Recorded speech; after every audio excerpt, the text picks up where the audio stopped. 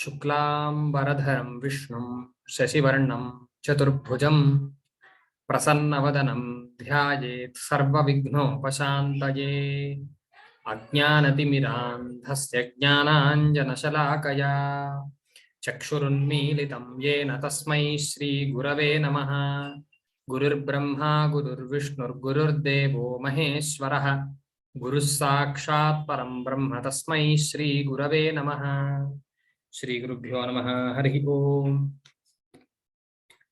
So, our course is on Vaada Pramana. So, Vaada Parampara actually. So, here you will know what is Vaada, how is Vaada important, and what are the techniques involved in doing the Vaada, and what are the types of Vadas, and what are the allied topics to Vaada. So, these are the 5 different topics you will learn in this course. So first of all, I want to introduce a very fundamental topic called cognition. Okay, cognition is nothing but knowledge. So today we'll talk about knowledge. So I want to ask a question to all of you. So what is the difference between an experienced person and an amateur? A skillful person and an unskilled person? Trained and untrained? Teacher and student? Can you find out the difference between these categories? It's the experience, the knowledge of doing something or failing at something and learning from it. That's what is experience. Yes, knowledge is the difference between an experienced person and an amateur. So, an experienced person can actually define the structure of the knowledge. He can explain to the other person why you have to take this and why not this. For example, if there is a person who is experienced in stock market, for just an example, he can explain why a person like you should buy so and so stock and hold it for so and so time, and why not buy another stock and don't hold that, something like that. Why he could actually explain everything? Because of his experience, he has gained some knowledge and he can actually map that knowledge also. Which part of the knowledge he can use, which part of the knowledge he can't use, and so on and so forth. In the same way, skill is also related to knowledge, training is also related to knowledge, and teacher is also related to knowledge. So all these category of persons have a lot of knowledge in that particular field. So today we shall learn, so what are the types of knowledge and what is its structure and how is it useful. And in any kind of a training, in any kind of a study, you are knowing knowledge itself. So now you are knowing about knowledge, meta knowledge, knowing the structure of knowledge is meta knowledge. So you are knowing the structure, types, the definition, explanation of knowledge in the coming course. Okay. So in brief, this knowledge is of 2 types. Okay, cognition, we can call that as cognition, knowledge, anything. And this kind of a knowledge is of 2 types, which are recollection and experience. There are only 2 types of knowledges. Recollection. What is recollection? Recollection means whatever you are remembering, that is recollection. For example, if I ask somebody what is your name, you instantaneously tell your name. If I ask you your phone number, you tell the phone number, isn't it? So in the same way, whenever we are recollecting something, that kind of a knowledge is called recollection. In Sanskrit, this kind of a knowledge is called smriti. I encourage you switching on your video because it is very difficult to teach to black holes. Okay, so recollection is generally called as smriti or smarana. Smriti or smarana. And the next kind of a knowledge is called experience, which is related to live. you understand whatever is present right now by using different means of knowledges. That is the brief definition of experience. So whatever you are knowing right now can be experience. And this is called anubhavaha in Sanskrit. Whatever you are knowing which is related to the past is called smriti, or it is called recollection. And before entering into the other types and models, we should first know what is the definition of a cognition. What is cognition? So cognition has a very broad definition. Cause of all kinds of behavior. Cognition is the cause of all kinds of behavior. For example, Pratapji is nodding his head like this. Why is he doing that? Because he knew, he understood something. And he also understood that I understood something. See, understanding something is one level. Understanding that I understood something is the second level. So he is knowing something. So that knowledge is prompting him to express his understanding. So to do that, he is nodding his head. So nodding head is a behavior, is a kind of a transaction, is a kind of a reaction. And all these kinds of reactions need something behind, which is called knowledge. Knowledge is the stepping stone behind any kind of a reaction we do. I'm not talking about reactions of other materials or elements. I'm talking about the reaction of a human being or a chetana padartha. So any kind of a transaction from a chetana padartha needs knowledge. So that is the brief definition of knowledge. And that kind of a knowledge is of two types, recollection and experience. Okay. So the definition of knowledge is given as sarva vyavahara hetuhu jnanam buddhi in Tarka Sangraha. Tarka Sangraha is one of the most prominent primary granthas we study on Tarka Shastram. Tarka is nothing but the logic. Okay, there what is it telling? Sarva vyavahara hetu. Vyavahara is transaction, any kind of a transaction. Sarva vyavahara. Hetu means reason, cause. Sarva vyavahara hetuhu jnanam. And that jnanam is also called as buddhi. Buddhi, jnanam, pratyayaha, pratipattihi. All these are synonyms.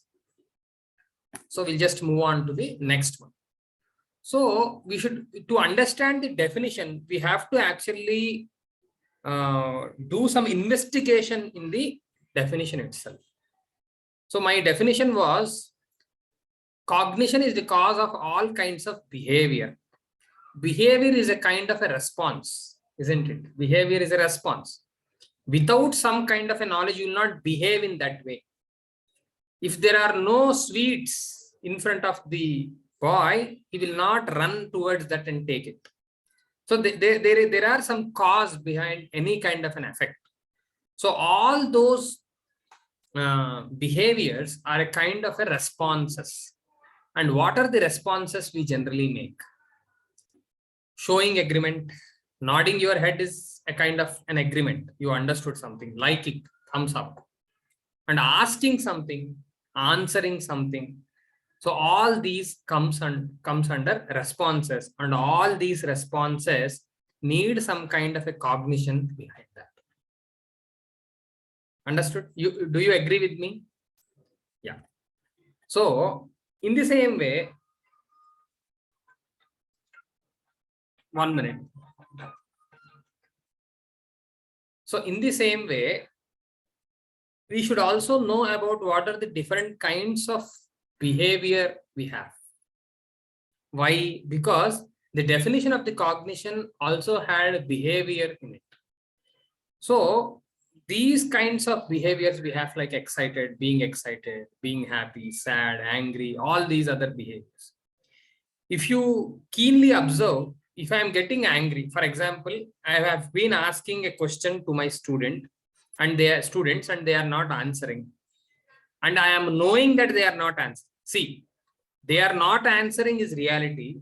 I know that they are not answering is cognition. This is the, what you say, slight difference between those two things. For example, I can also tell one more thing. There are 50 students in my class, in my online class, all are muted and their video is switched off. I am been asking them some question repeatedly for the last 5 minutes and I am not getting any response. The reality might be different. The reality might be like this. The host did not let them to talk. The host did not let them to switch on their video. This is the reality. But what do I know? I just knew that they didn't answer my question and I am angry. So I want to give the subtle difference between the reality and the cognition. The cognition might not be real every time. And some kinds of cognition might be real sometime also. We are also going to deal with those valid and invalid cognition also in our course. So I want to repeat again that reality might be different from what you know. So you behave according to what you know. You can't behave always according to the reality. And all our voluntary responses need cognition. Okay. These responses are mainly of 3 types: bodily, oral, and mental. Kaika, Vachika, and Manasika. That's what we say in Sanskrit. Bodily responses means gestures. Oral responses, whatever I'm talking right now. Mental responses, like you feel something inside.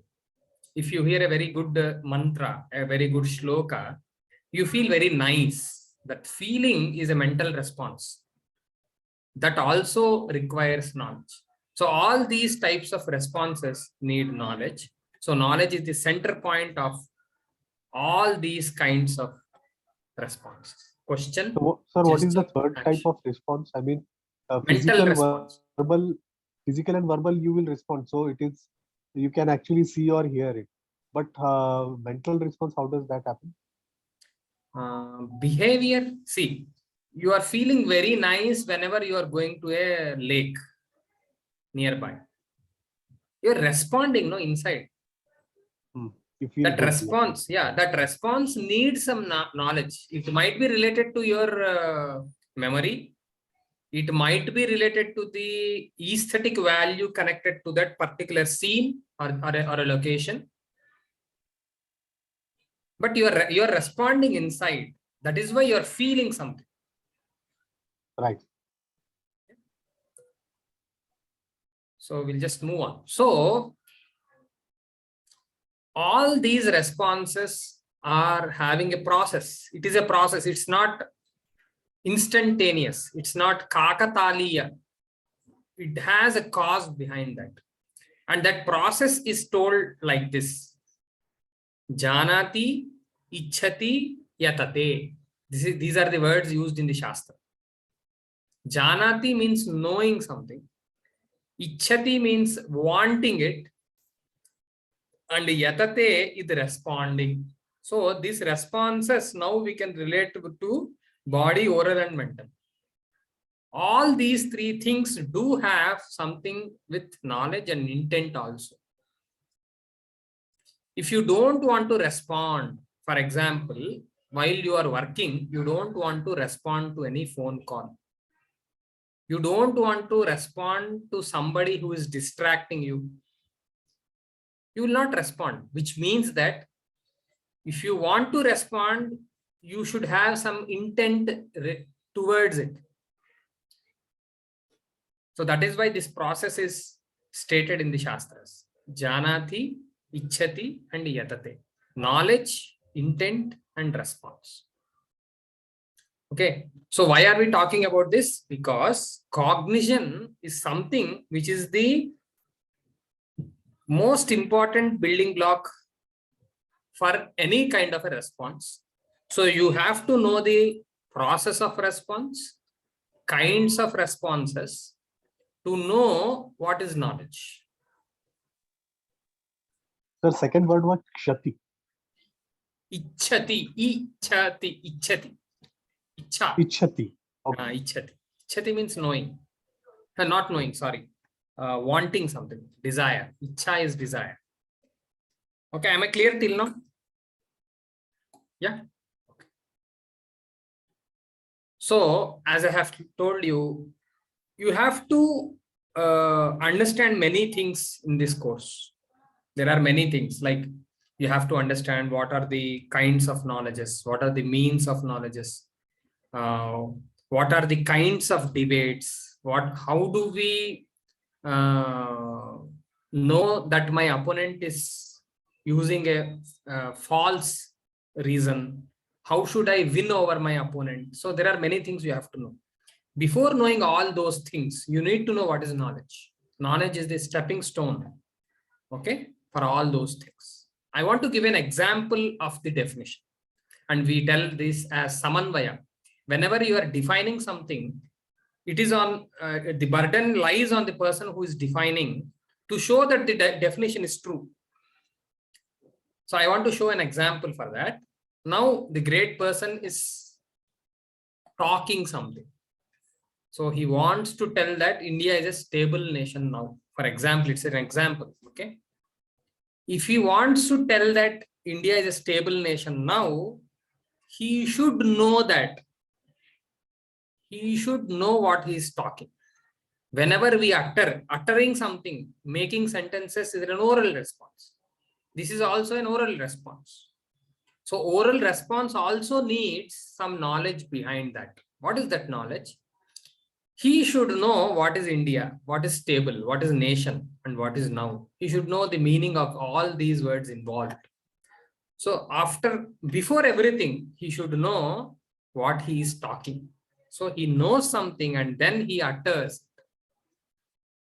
Okay. And this process is called Artham Buddha Shabda Rachana in Shastra.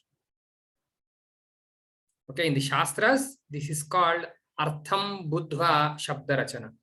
I am only stating whichever is very, very important to you in Sanskrit. So till now I have stated two things. Janati Ichhati Yatate, number one. Number two is Artham Buddha Shabda Rachana. You can make a note of it. Yeah. So we'll just move on. Now, the first kind of a knowledge is called recollection. And I will just show you what is recollection. You all know this. This is a very easy concept. So experience. Experience is the first thing before recollection. You need to have an anubhava or an experience of something before you recollect that. You need to know your name to recollect your name. You need to know your phone number before you recollect and tell me what is your phone number. So the first step will be experiencing something. This boy is experiencing a full moon sometime. Day 1, 10 p.m. he's experiencing that. And after that, soon after he's experiencing that, this experience is turned into memory. This experience is turned into memory. Memory is different from recollection. Memory is something you store. Till your memory is not triggered, you will not recollect it. For example, you might be knowing n number of things. You might be knowing who is the Chief Minister of Assam. You might be knowing who is the Chief Minister of Maharashtra. You might be knowing many, many things, which means that you had a lot of experiences, and those all experiences are converted in the form of a memory, and they are with you right now. But till when somebody is not triggering that memory, you will not recollect it. You will not tell Uddhav Thackeray is the CM of Maharashtra till you get some question or a necessity to tell it. That necessity is the trigger actually. So somebody asking you might be a trigger. So memory triggers are many kinds.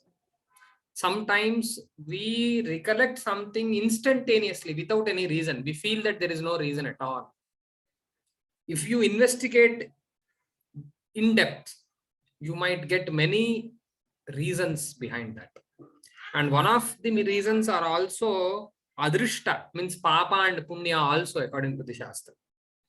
So according to your Adrishtam also, you start recollecting some things. That is why there are some people who recollect their Purva Janma also. Not only just recollecting, they go back to their places where they are recollecting something and they talk to their Purva Janma related people also. There are many instances recorded in the media also. So I just wanted to say that memory trigger is many types. And whenever the memory is triggered, you recollect something, and that is the first type of the cognition. And this is very, very important. And so till now, we have talked about the first kind of a cognition and the definition of cognition. The definition of cognition is the cause behind any type of response is cognition. That is the definition of the cognition. And the two types of cognitions are recollection and experience. We have done what is recollection. Now we'll slowly go into the experience. Before going into that, I want to tell that this experience is of, again, two types. Non-verbalizable and verbalizable. What is this? Non-explainable and explainable. To be simple, if you are in a state to explain what you know, then it is a verbalizable cognition.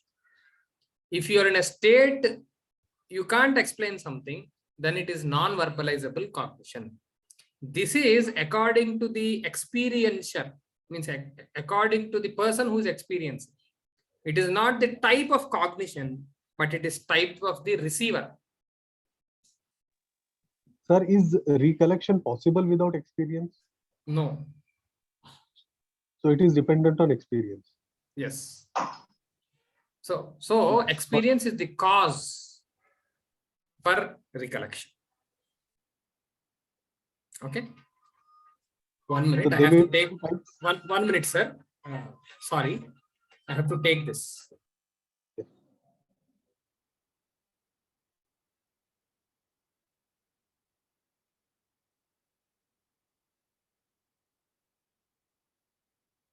Nita ma'am, Aarti ma'am, बाकी लोग join ही नहीं कर रहे यार. हाँ sir, क्या कर सकते हैं? हाँ, पता नहीं, हम लोग ग्रुप पे थोड़ा लिखेंगे तो एटलीस्ट ज्यादा लोग आने से इंटरेक्शन होगा तो थोड़ा अच्छा लगेगा ना. हाँ, अच्छा, अमृता मैडम ने भी लिखा है ना. हाँ, 75% रिक्वायर्ड भी है, वो भी लिखा है, मतलब उन्होंने. नहीं, रिक्वायरमेंट तो है, लेकिन क्लास थोड़ा लाइवली लगता है ज्यादा लोग आने से. हाँ, हम तीन चार लोग ही होते हैं क्लास में, तो टीचर को भी कैसा, कितना बुरा लगता होगा उनको. सही है. Okay, we'll come back. Video of रखते हैं तो वो भी रहता है. हाँ, वो भी है. आप सब भी जब टीचर बनेंगे आपको भी पता चलेगा. शायद आप में भी टीचर्स हैं शायद. Yes, sir. Okay. Yes. Yeah. So I will come back to this topic of verbalizable and non-verbalizable. When I am in a state to explain what I am knowing, then it is a verbalizable cognition. And there are many types in verbalizable cognition also. You will know hereafter what are those things. And non-verbalizable is such a thing that something I experience for the first time in my life. For the first time in my life, I am seeing something which has a tail. For the first time in my life, I am seeing something who is not a human, but it is moving, something like that. Those all things I can't verbally explain with others. So those are called non-verbalizable. So these non-verbalizable cognitions are called nirvikalpakam in Sanskrit. And whatever I can explain, it is called savikalpakam. Savikalpakam, nirvikalpakam are the words given to these things. Yeah. So for the first time, if I see something like this, I don't know what it is. I can't tell something. If I am in a state to explain something, if I can say that some part of this animal is white, some part is black, it has a big tail, something like that, then it comes into verbalizable. So that is why I am stating, for the first time in my life, if I see something like this, What is the response I have? But I know something, but I can't explain it to others. So that state is called, that knowledge is called non-verbalizable experience. And after some time passing on, I have seen peacocks for many times, and somebody told me that it is a peacock. I know that it is a peacock because of my experience. And after all these, background, if I see a peacock, I say that it's a peacock. It's very beautiful. I have seen these in my native place. I love them, so on and so forth. You will have many kinds of knowledges related to this particular instance. Okay, whenever I am explaining something, whenever I am in a state to explain something, then it will be a verbalizable cognition. And this is called savikalpakam. So what are the vikalpas? What are the prakaras? What are the adjectives I have? So peacock is one thing, and all other qualities are related to peacock. These are called qualifier and qualified. There is something called qualifier and qualified. We'll know all those things later on. Okay. To be simple, you know what is an adjective? An adjective is a quality which is differentiating it from others. Okay. In the same way, the qualifier also differentiates the qualified. That is called the qualifier. Okay, it's a technical term. So if we see, this is a beautiful peacock from India, if I say. This is the structure of the knowledge. Now we are entering into the structure of the knowledge. What is the structure of the knowledge? If somebody tells what is the structure of this building, if I want to define, explain, what is the structure of any building, how can I do that? Please answer. It could be tall or a rectangular, triangular, round, Yeah. whatever Yeah. shape, size, Yeah. shape, color. And also you can tell about the different kinds of rooms it have, different kinds of functions of those rooms, different kinds of material used. So to define the structure, you will use the qualities, materials, everything involved there, isn't it? In the same way, if you want to define a cognition, you should also know many things there. Okay, so the easiest thing is that whenever I am expressing my cognition, I will do that by writing or telling it. How did you feel? I felt very nice. I'm telling that in a verbal form. I'm using English language to express my feeling about that particular thing. So here I'm saying that this is a beautiful peacock from India. So whenever we are understanding a cognition, a knowledge, we have to be particular about what is the subject of this knowledge? What is the main thing of this knowledge? How do you identify that? So in this, sentence, the subject can be peacock, because all other things are attributed to peacock. I am talking about a peacock. And the easiest thing to find out what is the subject of any sentence is what is the element which is getting a relationship with the verb told. There are beautiful peacocks in India, if I say. There are beautiful peacocks in India. The action told in this sentence is ARER, means they are existing, they are there. So that is the action. What are there? Who are there? Peacocks are there. So whatever is getting the direct relationship with the verb can become the subject of the sentence. Okay, in this way, peacock can be my subject. There can be many subjects in one sentence also. For example, I can say, there are beautiful peacocks in India and ugly dogs in your place, something like that. A sentence can have many subjects also. Okay, I can say, handsome boy is going to a very nasty village, something like that. A handsome boy is going to a very nasty village, very dirty village on a beautiful car, something like that. If I say, there are three subjects in this sentence. Boy is one subject, handsome is the adjective to that subject. Dirty village, village is the second subject, and being dirty, dirt is the adjective to that village.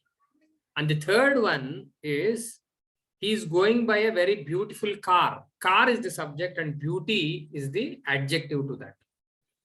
So whenever we are actually expressing something, we have to be very certain that what are we expressing, what is the subject of that expression, what are the adjectives of that expression, etc. So this is what I mean about the structure of any knowledge. Okay, for example, in this sentence, this is a beautiful peacock from India. Peacock will become my subject. Beauty and India are two other adjectives which I want to relate with peacock. And each and every other adjective have a different relation with peacock. For example, beauty has a different relation with peacock. India has a different relation with peacock. These both don't have any relation in this sentence. I'm not talking about the beauty of India. I'm talking about the beauty of peacock. Okay, did you get me here? Yeah. Okay. Yes. So now we'll just move on by knowing, we briefly knew what is the structure of knowledge and what is knowledge and what are the types of knowledges. Now we'll enter into the other important thing. What are the kinds of verbalizable knowledges we can have? There are many kinds. I'm only giving you some kinds here, some types. So you have to know that any knowledge is talking about some holders and some properties. Property might be a quality, a number, an action, or anything also. Okay, anything which can be holded is called property. Holder is the location of that property. So I will give you one example here. This is a pot. If I say this is a pot, pot is the holder and potness is the property, I say. Potness, what is potness? Potness is that thing which is differentiating pot from other objects. It's not a grape. It's not a book. It's not anything else. It's a pot. So how do you know that? So there is something called potness, which is differentiating this particular pot from others. Okay. So there is also another kind where there is only one holder and one property, as in this example. And the second kind is that there is one holder and many properties. There can be one holder and many properties also. Like if I say this is a blue pot. Pot is the holder and blue color along with potness are the two properties which are holded by this holder. Many holders and one property. These all are pots. Pots, holders are many, but the property is one, which is potness, which I want to tell in this sentence. In the same way, many holders and many properties. Like A, B, C are having D, E, F colors, something like that. Many holders and many properties. We'll see those things now. So the first expression can be explained in this way. This is a pot. So there is one part. Even though this part is in blue color, I don't want to express that is in blue color. See, expression is always limited. It is according to your perception, your intention. How do you want to express it? I just want to say that this is a part. I don't want to tell its color. Then I say only this is a part. Then it will be the first kind of the verbalizable cognition. And the second kind is this. This is a blue part. So there are two properties here, partness and blue color. Both are related with this part. Partness is also related. Blue color is also related. Partness means ghatatva. Yeah. See, these all are parts, if I say. These all are parts. So there are many parts and only one property which is related to these all parts. So I can say partness is the property and parts are the holders. Many properties and many holders and one property. I said these all are different. These parts are in different colors. One in red, one in blue, and one in pink. So there are many holders and many properties. Okay, this is how we can differentiate. There are many other varieties also. I don't want to confuse you in the first class itself. So the technical terms we have known till now are knowledge, which is called jnana. Recollection means smarana or smriti. Experience is anubhava. Non-verbalizable experience is nishprakaraka jnana. Verbalizable experience is saprakaraka jnana. A qualifier or an adjective is called prakara. A subject or the qualified is called viseshya. And the relation between these all adjective and subject will be sambandha. Am I clear till now? Yeah, good. So, Sir, yeah. Sir, can you keep the slide for a minute? I'm going to write the same. I will share all these things with you. I will share with you. Then. Don't worry, Yeah. I will share in the group. Okay, sir. Thank you. So, Mr. Modi is talking about India at the UN meeting. This is the other cognition which we want to structurize. So, can you identify what is the Viseshya here?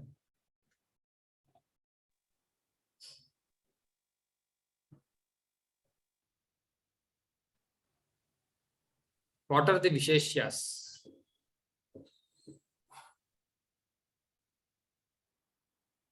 Can you identify what is the main topic in this sentence?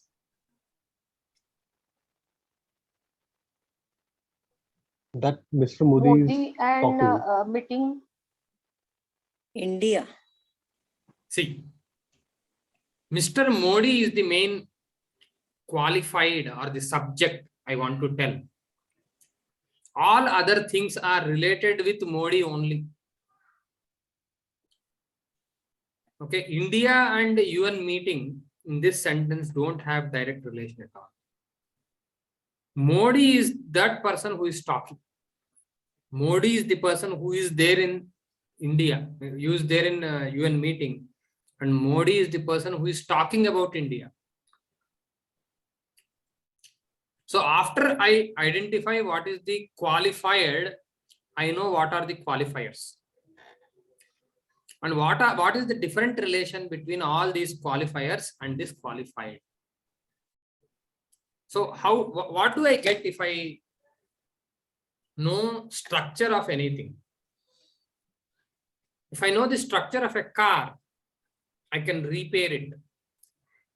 If I know the structure of a building, I can give some solutions to the existing problems, something like that. In the same way, if you know the structure of any cognition, you can actually tell whether it is a valid cognition or not.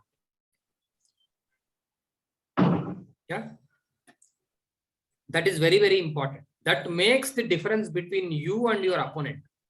If you are in a state to validize or what you say, invalidate something, then you will win. So to win a debate, you need to do two things. Number one, there should not be any flaws in your reasoning. Number one. Number two, you need to know what are the flaws in your opponent's reasoning. So your reasoning should be robust, flawless, and your opponent, you should also know your opponent's flaws also. So these are the two things involved here. I hope you understand. Now, Yes, sir. yeah. Now I want you to do this one by one. First of all, Pratapji. If I say India is in southern hemisphere, what is the qualifier? Means what is the adjective? Southern is the adjective for hemisphere. Yes. India is the qualified. India is the qualified and southern hemisphere will be the qualifier. Very Qualifier. nice. Yeah. Artiji, Rama is teaching at the university. Rama, teaching is the adjective. Rama is the qualifier. Yeah. Neetaji, my dog has a long tail. Long tail is adjective. Long is adjective of tail, and dog is qualified. Yeah. Dog is qualified by long tail, actually. Okay. You are differentiating your dog with other dogs using that long tail. Yeah. So that is why long tail will be the qualifier and dog will be your qualified. Okay, we'll go to the next one. Neerajaji, can you tell something about this? Find the qualified. Raj Kapoor acted in many Hindi films. Hindi is adjective. Raj Kapoor is qualified. Yeah, very nice. I have a dog and a cat. Somebody? Pratapji, you can take this. I have a dog and a cat. So I am the qualified. Dog and cat are the qualifiers. My friend is working in a hospital as a doctor. Artiji.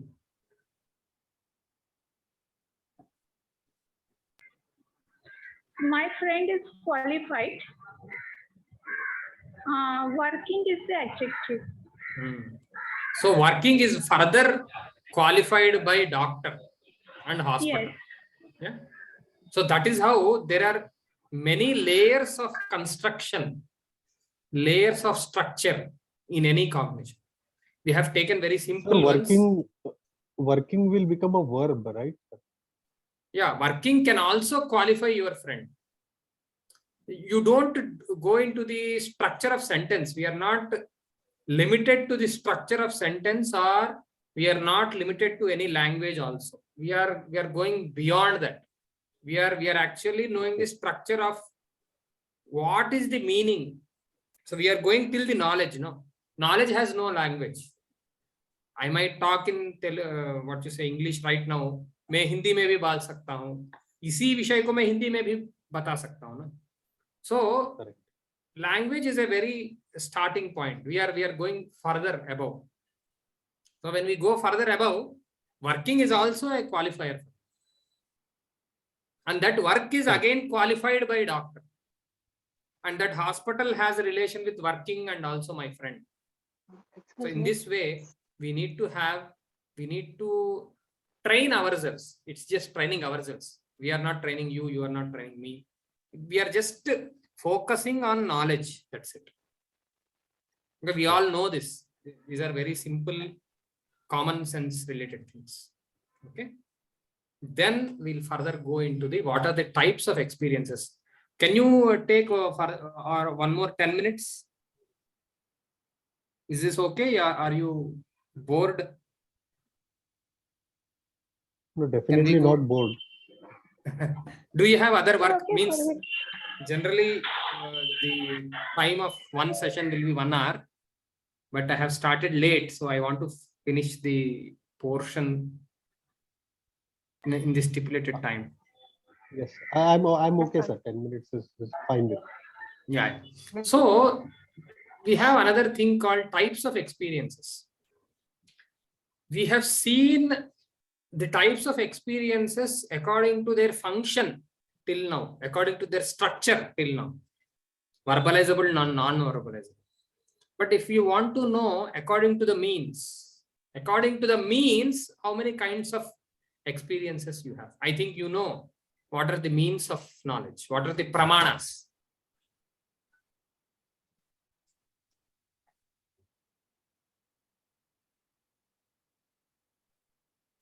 So the types of experiences are mainly of 4 according to Tarka Shastra, which are perception, inference, verbal, cognition.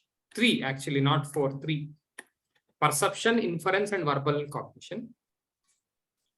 I have skipped one pramana here, which is called upamana. You know what is upamana, isn't it?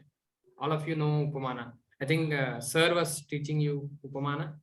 Pratyaksha, anumana, upamana, and shabda. These are the 4 kinds. So I have skipped that upamana here. I don't want to confuse you. So the means of experience is of 3 types, which is called pratyaksha, anumana, and shabda. Pratyaksha means the sensory organs. The sensory organs which we use to understand something. That is called pratyaksha.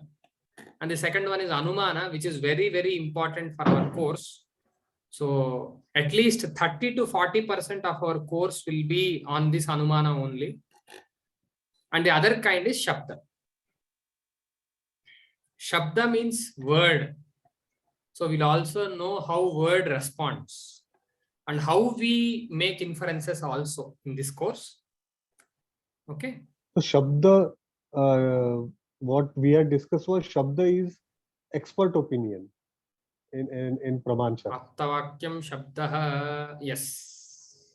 See, the only word which makes sense to you is that who is an expert according to you. For example, you don't believe me. You don't like me, you don't believe me. Whatever I talk, it will just flow away from you. It will not even go into your mind. So that is why a person should not be at least somebody you don't trust. If a person is not trustworthy to you, his words are not taken by you, then it is not a pramana for you. Okay, so we'll come to the first thing. The first thing is called perception in English. So the cognition or the knowledge which you get by using your sensory organs is called perception. And the lakshanam or the definition for that kind of a knowledge is called Indriya Artha Sannikarsha Janyam Jnanam Pratyaksha. Indriya Artha Sannikarsha Janya Jnanam Pratyaksha. Jnanam is knowledge. The knowledge which is an output of the relationship between a sensory organ and an object is called pratyaksham.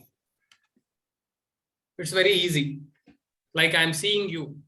I'm using my eyes to see you. So my eye will be an indriya and you all are objects and I have a relation with you using my sensory organ. In the same way, I'm seeing this cell phone. I'm seeing something else. I'm hearing you. All these kinds of knowledges come into perception, the first kind of the knowledge. And this kind of a knowledge is called aparoksha jnanam. Paroksha is indirect. Aparoksha, not indirect, which is direct. Whatever you are knowing directly is called aparoksha jnana. And a type of this aparoksha jnana is pratyaksha. Okay. The second, here you have another example. Lopal Ravachama, where this girl is seeing these birds here. So she is using her eyes. Eyes are the sensory organ or the indriya. Artha is the word, object. And the relation is samyoga here. There are many kinds of relations. Relations which are possible between indriya and artha. There are many kinds. Okay, this is one kind of a knowledge. So one more process you have to know here is that how is our system working to know something by using our senses.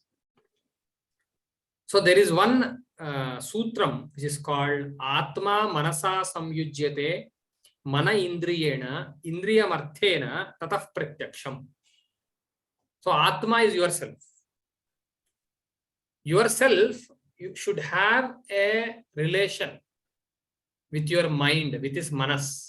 Mind is not the correct word to tell manas, but if you know what is manas, you can take manas itself. So mind should have a relation with manas. If your manas is somewhere and your senses are somewhere, for example, you all are seeing me through this Zoom, but your manas is somewhere else at your workplace or something. You will not know what is happening here, even though your senses have a relation with me. Okay. So not only the self having a relation with mind is important, but also the mind having a relation with the senses is also very important. And when myself, my mind and my senses are in the same line, then only I should have a relation with the object which I can perceive. For example, I am very much ready to see lot of things, but there is a wall in between those things and myself. Then I can't see them, which means that the relationship between these senses and the objects are not there. So everything is very, very important. That's what I want to say here. And according to Sankhya, there are many obstacles which want somebody to know something. These are not useful for you right now, but you can just go through them. I will share all these things with you also. So you should, there are some conditions also. There are some obstacles and conditions. For example, if I want to see you, you should have a visible color. If I want to see you, you should have mahatvam. If you are a small atom, I can't see you with my naked eyes. In the same way, there are other things also which make very less impact right now in this course. So I will not go through them. I will go to the second one. So the second one is inference. So do you know anything about inference till now? Yes, sir. If there is smoke, that means there is fire somewhere. So what is the process involved there? So you are deducing something from what you are observing. You are going backwards and trying to predict what is the process that has caused that particular incident to happen. Yeah. So we shall go in detail about inference in the coming class. I think I can stop my session here right now. So in the second class, we'll learn about what is inference, what are the constituents of inference, and etc. So in this class till now, we have learned the definition of cognition, types of cognition, types of verbal cognition, verbalizable cognition, and the means of cognition. So these are the broad areas we have touched today. So do you have any questions in today's class? No, sir. It was very self-explanatory. Very nice. Thank you. Yeah. So I will share this slide deck with you, and you can go through them. And we'll also discuss about how is the examination and all, because we need to examine what we understood. So that also I will discuss with you all in the coming classes. Okay. Thank you very much. I will be. So the next. The next class we'll have tomorrow evening at 8 o'clock. Yeah. Tomorrow 8 p.m. No? Yeah. 8 Tomorrow PM, is Thursday. Yeah. Thursday 8 p.m. Yeah. Okay, sir. So is that okay for you? 8 p.m. is okay? Yes, sir. Yes. Yes, sir. Yes. Okay. Yeah. Thank you. Bye bye. Thank you, sir. Namaste. Thank you, sir. Thank you.